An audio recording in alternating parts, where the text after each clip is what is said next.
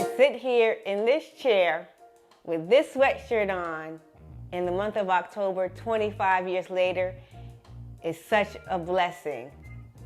What happened 25 years later?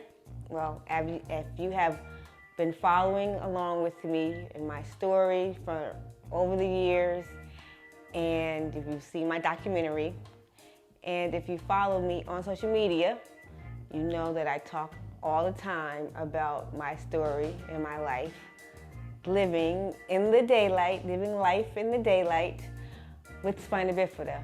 It wasn't always like that. 25 years later, I got really sick because of my spina bifida, specifically my hydrocephalus, which is water on the brain. I do have a VP shunt that drains the water that is on my brain to my stomach region, and it just lessens the pressure of the water being on my brain. And in 1995, and that summer, that is what was going on. The pressure was heavy on my brain because of the water buildup, because my shunt had run out. And it was during that time when I went to go get my stitches out, I believe, we were driven down Georgia Avenue. Did I mention we were in DC? And Walter Reed, which used to be in DC up the street, was now in Bethesda, Maryland. But at that time, in 1995, it was up the street from this institution, this establishment that we were driven past. And that establishment was Howard University. And I went back declaring and decreeing I was going to go to Howard University and get my degree and graduate. And that's exactly what I did in the May of 2010. So it has been just over 10 years that I have accomplished that dream, lived that dream out. That dream was a reality, had become a reality. And I just thank God for that. It's a blessing to be able to go back every October to celebrate that accomplishment, but it doesn't look like that's happening this year. Thanks, Corona. So everybody out there that has gone to Howard, anybody out there that does want to go to Howard, shout out to Hart. Go support him, buy his candles. Please help this young man go to Howard. That's what he wants to do. Please help this young man go to Howard. It reminds me of my dream of that little girl that wanted to go to Howard so long ago. And here he is, had the dream the same age, a little younger than I was.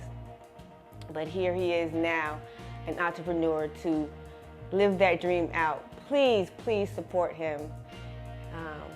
But anybody who went to Howard, who's going to Howard, who has a dream of going to Howard, shout out to you. You know! Just telling my story of going to Howard is a blessing. Just telling my story about my spina bifida is a blessing. I thank God for using me as a vessel to show His glory and His grace and His mercy. And that is why I hold so true to the story in the Bible, my favorite story in the Bible, John 9. And sometimes I ask, what did I do wrong? My mother asked, what did she do wrong? But it's nothing that we did wrong. It's just that we are here in the day, in the daytime, in daylight, in life, to show His glory while it is day, while we are living, before it is night, before our death. where I believe that if I live right on this earth, that I will go back to him, and I will give him all thanks and praise for this and for my life. And I guess the saying that they say is true: what the devil meant for evil, God meant for good. And my spina bifida could be seen as a detriment, as a hardship, as an obstacle, but it's not anymore. It is a blessing. It's a badge of honor. It really, really is. And any hardship in your life, I pray and hope that one day you will see the good that has come out of it, and that you will see that there is glory that can come. There will be glory after this. But really, seriously, there is good out of any hardship, any obstacle. Something I've really learned over the last 6-7 months. And that's it. Enjoy the rest of your day. Enjoy the rest of your week. Be the daylight in someone else's life, and enjoy the daylight in yours. You know?